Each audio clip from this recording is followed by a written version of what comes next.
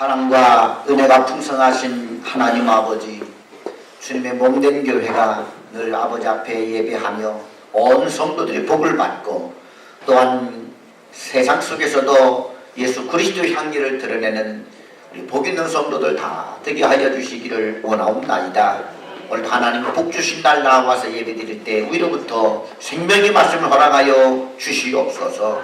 어중간 종의 입술을 열어주시어서 주의 말씀을 온전히 되었도록 함께하여 주옵소서. 예수님 이름으로 기도하옵나이다. 아멘. 할렐루야. 옆 사람이 사랑합니다. 사랑합니다. 축복합니다. 반갑습니다.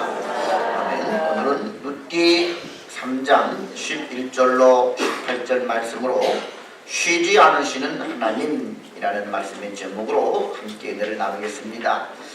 우리 요전 말씀 룻기 3장 18절 말씀, 우리 요전 말씀을 큰 목소리로 같이 읽겠습니다. 시작. 이에 시어머니가 이르되 내 딸아 이 사건이 어떻게 될지 알기까지 앉아있으라. 그 사람이 오늘 이 일을 성취하기 전에는 쉬지 아니하리라 하니라. 아멘. 예수님께서 안식일에 베데스다 못가를 신방 가셔서 거기에 누워있는 38년 된 병자를 고쳐준 일이 있습니다. 이 일이 있고 난 이후에 바리새인들이 예수님을 핍박하고 또 예수님을 박해합니다. 이때 예수님께서 그들을 향해서 이렇게 말씀하십니다. 내 아버지께서 이제까지 일하시니 나도 일한다. 하나님께서 지금까지 일하신 하나님, 열심히 쉬지 않고 일하신 하나님으로 예수님은 말씀하고 있습니다. 하나님은 일하시는 하나님이십니다. 우리가 잘 아는 복음성가가 있는데요. 세상 모든 민족이 구원을 얻기까지 쉬지 않으시는 하나님, 쉬지 않으시는 하나님이라고 말씀하고 있죠. 모든 민족의 구원을 얻기까지 쉬지 않으셔서 사시고 일하시는 하나님이시다, 이렇게 말씀하고 있습니다. 특별히 시편 기자는 이 하나님을 가르쳐서 이렇게 표현합니다. 이스라엘을 지키시는 이는 졸지도 아니하시고 주무시지도 아니하신다 라고 말했습니다. 사도 바울은 고린도후서 11장 2절에서 내가 하나님의 열심으로 너희를 위하여 열심을 내노라 라고 말하고 있습니다. 하나님의 열심을 본받아서 나도 복음 전하는 일에 열심을 낸다라고 강조하고 있는 것이지요. 오늘 말씀에서 우리는 보아스를 통해서 우리를 위해 열심히 일하시는 하나님을 만나게 됩니다. 하나님은 무엇을 위해 열심히 일하실까요? 이 하나님을 배우고 우리도 하나님처럼 열심히 일하는 성도들 될 수 있기를 축원합니다. 첫째로 책임을 다하시는 하나님이십니다. 룻은 시어머니의 말을 순종해서 보아스의 집에 들어가서 보아스 몰래 이불 속에 숨어 있다가 밤이 되어 보아스가 침실로 들어오게 되자 그를 만나게 되고 여기 들어온 사유를 이야기하게 됩니다. 여기 왜 네가 여기에 누워있느냐라고 말하자 룻은 이렇게 보아스에게 대답합니다. 당신이 우리 가문의 기업을 물을 자가 됨이니이다. 내가 여기에 들어온 이유는 당신이 우리 가문의 기업을 유일한 기업 물을 자가 되기 때문에 오늘 내가 당신 집에 들어왔습니다. 이에 보아스는 큰 감동을 받습니다.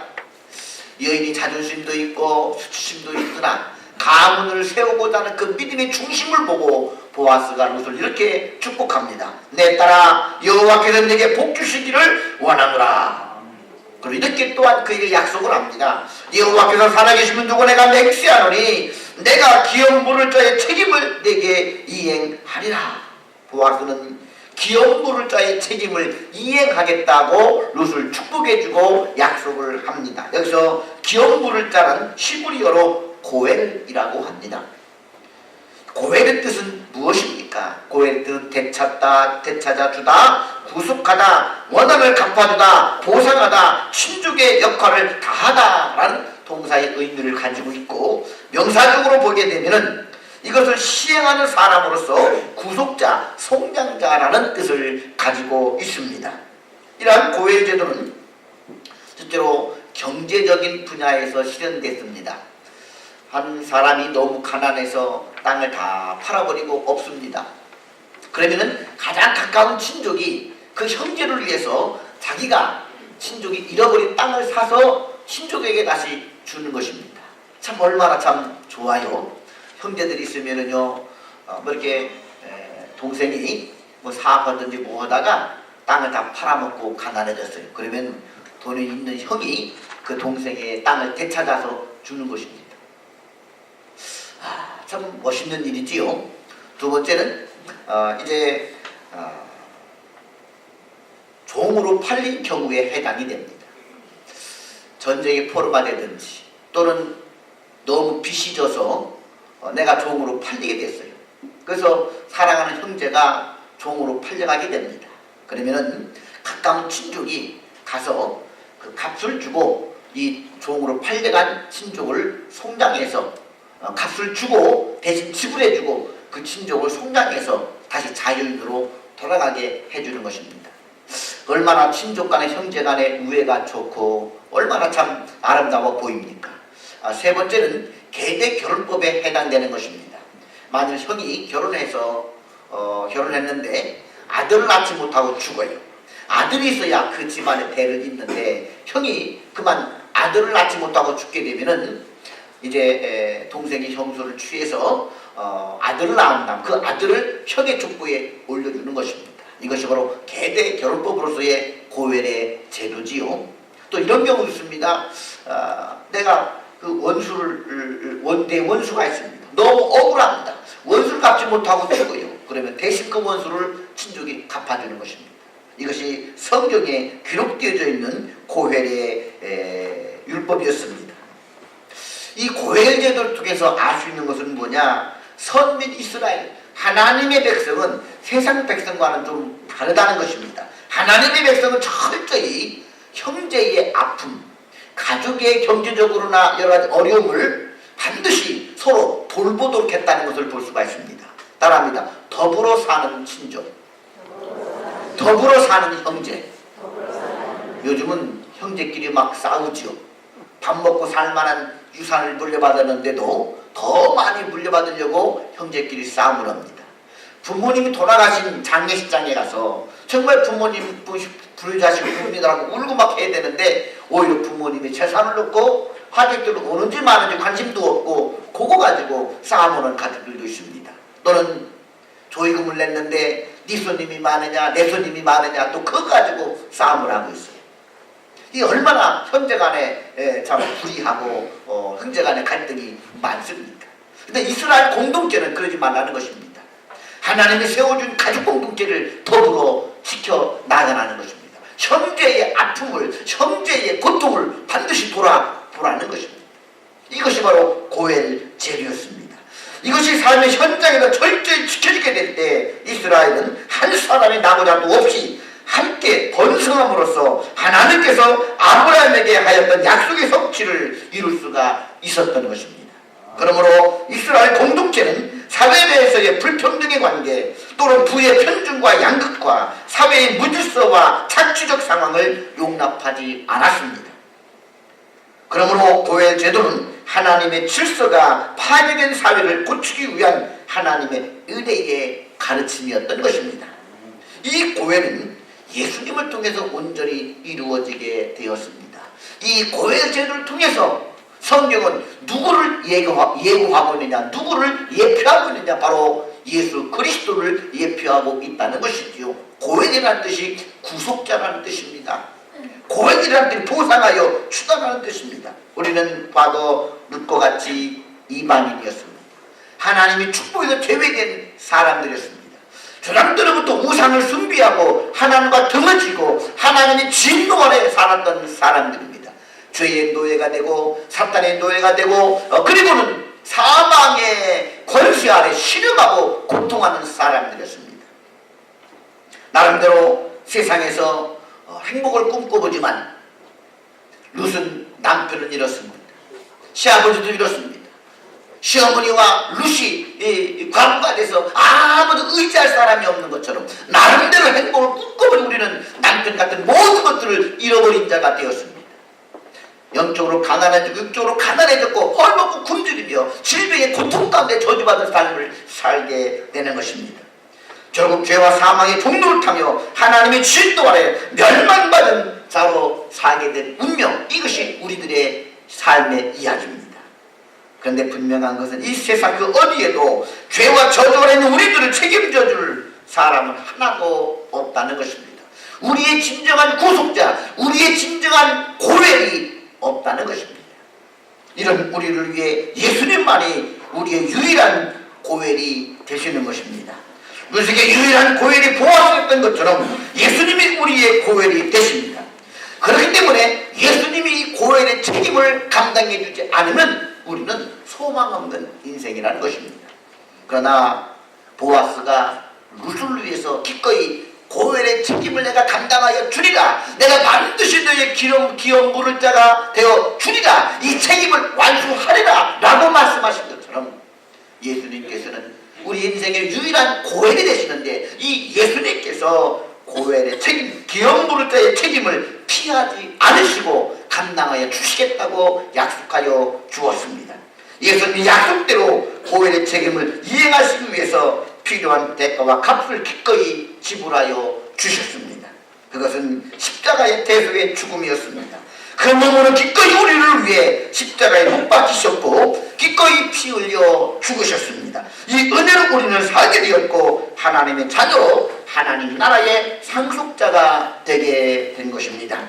사랑하는 성도 여러분, 보아스는 자신을 희생하면서까지 가문을 일으키려고 했던 룻의 중심을 보고 그녀를 긍휼히 여겨주면서 내가 너에게 기업 물을 자의 책임, 고엘의 책임을 이행하여 주리라 라고 말씀했습니다. 하나님께서도 우리를 구원해 주시려는 이 책임을 가지고 우리를 위해서 기꺼이 독생자를 내어 주셨고 예수 그리스도는 친히 고엘이 되셔서 십자가의 짐을 대신하여 주셨습니다. 우리에게 십자가를 지시기까지 고엘의 책임을 감당해 주신 주님께서는 가문을 일으키려고 가족군의 미랄이 되고자 헌신하는 우리 성도들의 중심을 보실 것입니다. 그 중심을 보시고 우리를 긍휼히 여겨주시고 우리들에게 또한 축복해 주실 줄로 믿습니다. 우리들도 가족 구원에 위해서 또 하나의 고엘의 책임을 완수하기 위해서 헌신하고 충성할 수 있는 성도들 될 수 있기를 주님의 이름으로 축원합니다.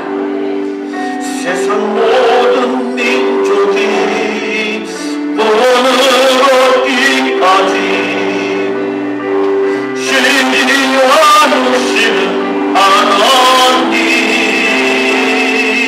주의 심장 가지고 우리 이제 일어나 주 따르게 하소서. 세상 모든 육체가 주의 영광 보러 너를 부르시는 하나님, 주의 손과 발되어 세상을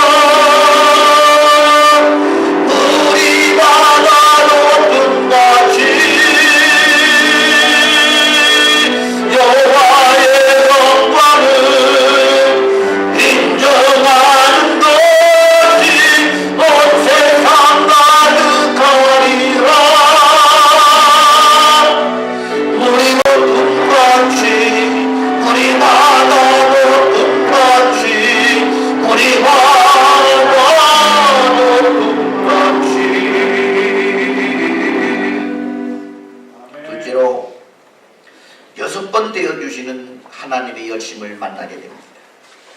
보아스는 자신이 기업물을 자로서 책임을 다하겠다는 것을 보리를 6번 대어준 것으로서 룻에게 약속으로 보증해 줍니다. 룻에게 겉옷을 펴서 펼치게 합니다. 그런 다음 거기에 보아스가 보리를 주는데 보리를 6번 대어 주었다라고 성경은 강조하고 있습니다. 그리고 또 룻이 시어머니에게 보고할 때도 보아스가 제게 보리를 6번 대어 주었습니다라고 보고합니다. 그저 한 말 주었다, 몇 오멜 주었다 양으로 표시하지 않고 6번 대어 주었다는 것을 강조하고 있습니다. 룻은 그 의미가 무엇인지도 모르고 그저 나오미에게 그대로 보고를 했는데, 나오미는 보리를 6번 데워 주었다고는 룻의 보고를 받고서는 단번에 그 의미를 알아차립니다. 보아스가 그전에 핸드폰이 있고 문자가 있다고 한다면 뭔가 이 시어머니의 의도를 깨닫고 내가 약속을 이행하겠습니다라고 문자 보내면 되는데, 그 당시는 뭐 통화할 길이 없어요. 그러다 보니까 어떻게 하면은 나의 의지를 시어머니 나오미에게 얘기해 줄까를 고민하던 보아스가 어떤 해부적인 뭔가를 하게 됩니다. 보리를 6번 데워주는 것으로 무언가 나오미에게 의사를 전달하고 있는 것이지요. 그러면 보리 6번 데워줬다고는 의미가 무엇이겠습니까? 근데 이 룻으로부터 이 이야기를 듣자마자 이 시어머니 나오미는 금방 알아차립니다. 그 의미가 무엇인가를 알아차리고 이렇게 이야기합니다. 이에 시어머니가 이르되 내 딸아, 이 사건이 어떻게 될지 알기까지 앉아있더라. 그 사람이 오늘 이 일을 성취하기 전에는 쉬지 아니하리라. 이제 됐다는 것입니다. 아 그래? 보리를 6번 대해줘서 그러면 된다. 이 일은 반드시 이루어진다. 이 일 이루어지기까지 보아스가 쉬지 아니하리라. 할렐루야. 너는 가만히만 있으면 된다. 여기서 6번 되어주는 것이 무슨 의미일까요? 출애굽기 23장 10절과 11절, 레위 25장 2절부터 7절에 보게 되면 안식년 규례가 나옵니다. 안식년 규례에 따라서 6년 동안은 노동과 수고의 기간입니다. 그리고 7년째가 되는 이 해를 안식년이라고 해서 자유의 때를 의미합니다.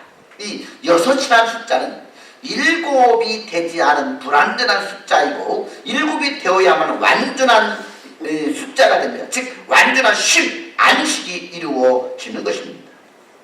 보아스가 룻에게 보리를 6번 데워줬다는 것은 현재의 6이라는 불완전한 상황을 완전한 안식을 의미하는 7의 상태가 되기까지 룻을 위해서 쉬지 않고 일을 하겠다는 암시적인 의미였던 것입니다.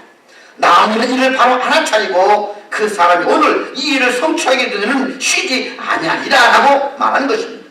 룻에게 참 안식을 찾아주기 위해 쉬지 않고 일하는 보아스. 자 보세요. 6일 동안은 열심히 일을 합니다. 6번 데려다가 내가 열심히 일을 하겠다는 거예요. 뭐를 위해서? 안식을 주기 위해서. 6일은 노동의 숫자입니다. 수고의 숫자입니다. 루사, 너는 지금까지 수고하고 너는 지금까지 땀을 흘리며 너는 지금까지 안식이 없었다. 이제 내가 너를 위해서 6번 일할 것이며 너에게 진정한 안식을 되찾아 주겠다라고 하는 보아스의 의지였던 것입니다. 이 너에게 참 안식을 주기까지 내가 쉬지 않겠다. 그리고 룻에게는 또 이것이 무엇입니까? 나의 수고가 이제 끝났다.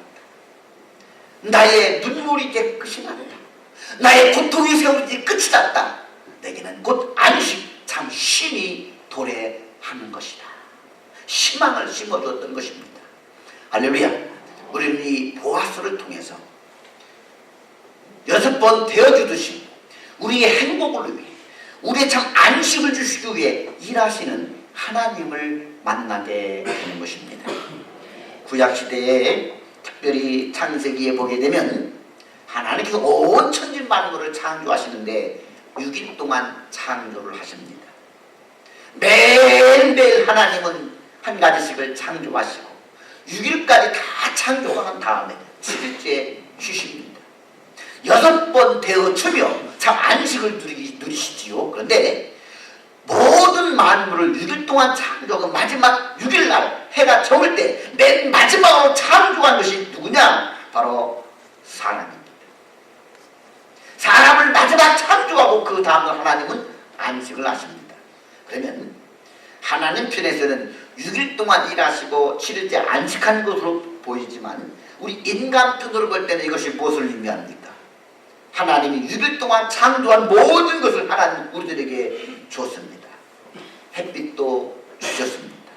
달빛도 주셨습니다. 땅도 만들어 삶의 타전을 제공하여 주었습니다. 바다를 만들어 풍부한 자원을 선물하여 주었습니다. 곡식을 만들어 먹게 했고 아름다운 꽃을 피게 해서 자연을 누리게 하였고 하늘의 새들이 날며 공기를 만들어 주셔서 숨쉬고 살게 만들어 주셨고 모든 자연 만물을 다 6일 동안 하나님 땀을 흘리시며 만들어 주셨습니다. 그리고 인간에게 그 모든 것들을 선물하여 주시면서 너희들이 만물을 정복하고 다스리도록 하여라. 할렐루야. 6일 동안 일하신 것이 누구를 위한 배려였습니까? 인간을 위한 배려였고 인간의 행복을 위하신 하나님의 기쁘신 뜻이었습니다. 그리고 인간을 딱 만든 다음 그리고는 날의 저물어 해가 지고 그 다음날 새벽일입니다. 그 다음날은 뭡니까? 안식일입니다. 인간은 만들어지고 첫날을 무엇을 눈뜨면서 무엇을 맞이하게 되느냐? 안식을 맞이하게 되는 것입니다. 우리 인간편에서는 우리 인생의 첫 시작을 누구와 함께 하게 되는 것이냐? 하나님과 함께 하시게 되는 거예요. 할렐루야. 모든 걸 창조하신 하나님이 주시는 그날 우리 인간은 첫날을 맞이하게 되고 하나님과 만나게 되시는 것입니다. 하나님을 만나서 하나님으로부터 위로를 받고 쉼을 덧입고 하나님의 축복을 받고 하나님으로 은총을 덧입고 하나님과 교제하며 하나님을 예배하며 첫날을 보내게 되는 것입니다. 한마디로 말하면 우리 삶의 첫 시작은 하나님을 만나는 것으로부터 하나님을 예배하는 것으로부터 하나님과 교제하는 것으로부터 우리 인생의 첫 삶이 시작이 되어야 한다는 것을 말씀해 주고 있는 것입니다. 세상의 달력은 월요일부터 시작이 되지만 우리 예수 믿는 성도들의 달력을 보면은 주일부터 시작을 합니다. 그래서 여러분 달력을 보세요. 꼭 빨간 글씨인 주일날이 처음이고 이어서 월요일이 시작됩니다. 한 주일의 시작은 안식부터 시작이라는 거예요. 주일부터 시작이라는 것입니다. 한마디로 말하면 우리 삶의 첫 시작은 하나님을 만나는 것으로부터 하나님과 교제하는 것으로부터 하나님을 예배하는 것으로부터 삶의 시작이 되어져야 된다라는 것입니다. 할렐루야. 이것이 참 안식이고 참 행복이고 참 기쁨인 것입니다. 할렐루야. 하나님 우리들에게 지난 수천 년의 세월 동안 이 안식 참 쉼을 주시기 위해서 그렇게 일하신 것입니다. 6일 동안 땀 흘려 일하신 우리들에게 이 안식을 선물하여 주고자 한 것이지요. 할렐루야. 그렇다고 한다면 우리가 이 참 안식을 대하는 우리의 마음이 어떠해야 하겠습니까? 여러분 생각해 보세요. 하나님께 우리들에게 6번 되어주신 하나님 6번 되어주시고 우리 참 안식을 주시기 위해 하나님이 하신 일이 무엇입니까? 천지를 창조하셨고 그러나 우리는 하나님을 등지고 하나님을 배반하고 하나님 만든 에덴 동산에서 하나님 앞에 범죄하고 저주를 받게 되었습니다. 에덴에서 쫓겨난 우리 인간들은 수없이 땀을 흘리며 수고하고 엉겅퀴의 저주 가운데서 질병의 저주 가운데서 죽음과 사망의 저주 가운데서 살았습니다. 이런 인생들을 내게 하나님은 다시 참 안식을 주시기 위해서 하신 일이 무엇입니까? 고엘이 되어 주셔서 우리를 구속해 주고자 한 것입니다. 이 일을 이루기까지 기업부를 자의 책임 고엘의 책임 완수하기까지 하나님은 수천 쉬지 아니하셨고 그 결과로 이 땅에 메시아를 보내어 주신 것입니다. 예수님께서는 우리들에게 이 참 안식을 주시기 위해서 대신 피 흘려 죽으셨고 십자가를 지셨고 보혈의 피값으로 우리들에게 참된 안식을 다시 찾아 주셨습니다. 참 안식은 어디에 있는 것입니까? 예수 그리스도의 보혈 안에 있는 것입니다. 예수 그리스도 은총을 덧입은 사람들이 하나님을 만나고 하나님을 경배하고 하나님을 예비하고 하나님과 교제할 수가 있게 된 것입니다. 할렐루야. 그렇다고 한다면 참된 예배, 참된 안식, 참된 쉼은 예수 그리스도 안에 있고 여기로부터 인간은 삶이 시작될 수가 있다는 것이지요. 구약시대에는 동물을 제물로 해서 한 피의 제사를 통해서만이 하나님을 만나고 안식을 누렸습니다. 신약시대는 오직 예수 그리스도의 십자가 구속의 은혜를 통해서 하나님을 만나게 되는 것입니다. 예배는 예수 그리스도의 중보로 말미암아 하나님과 인간의 만남이요 교제인 것입니다.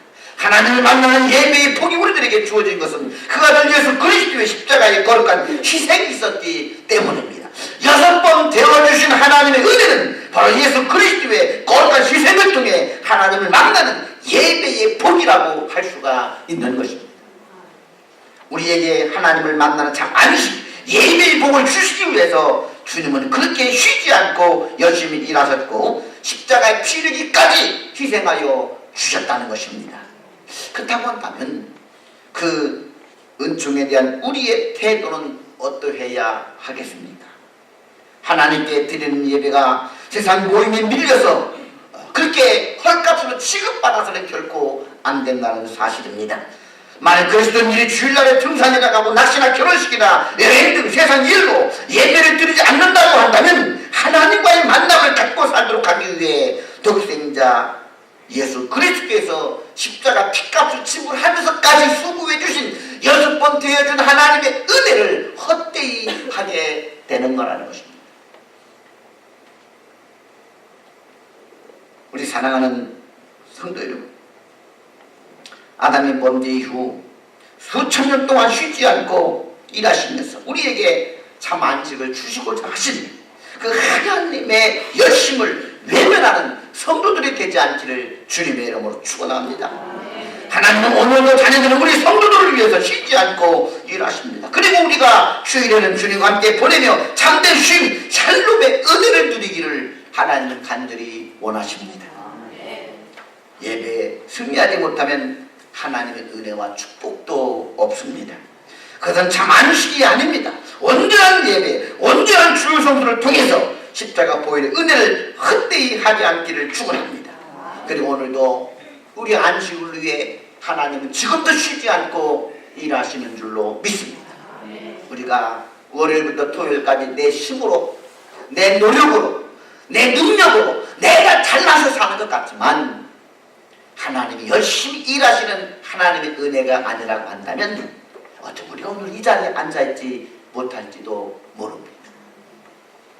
어제 저녁을 같이 한군사님과 하는데 목장을 섬기면서 그랬다고 그래요. 우리에게 참 1년 동안 감사한 일이 많습니다. 그랬더니 이 홍권사님이 뭐 그렇게 큰 기적 뭐 이런 거 별로 없는 것 같은데요. 그러자 홍권사님이 그랬다고 그래요. 지난 1년이 삶이 기적이었습니다. 뭐가 기적이에요? 우리 홍석권 권사님 얘기하니까 이렇게 오늘까지 살아있는 게 기적이죠. 별로 감동이 안 되나요?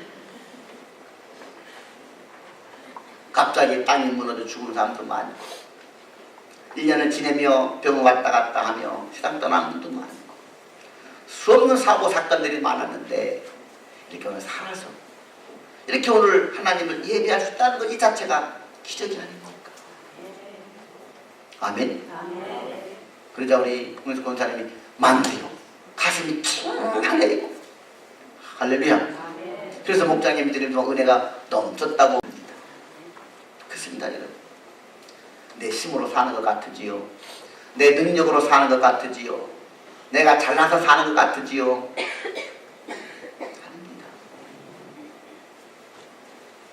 하나님 여섯 동안 일하셨기 때문에, 쉬지 않으셔 하시고 일하시는 하나님 때문에 지난 1년 동안 우리가 잘 살았고, 할렐루야.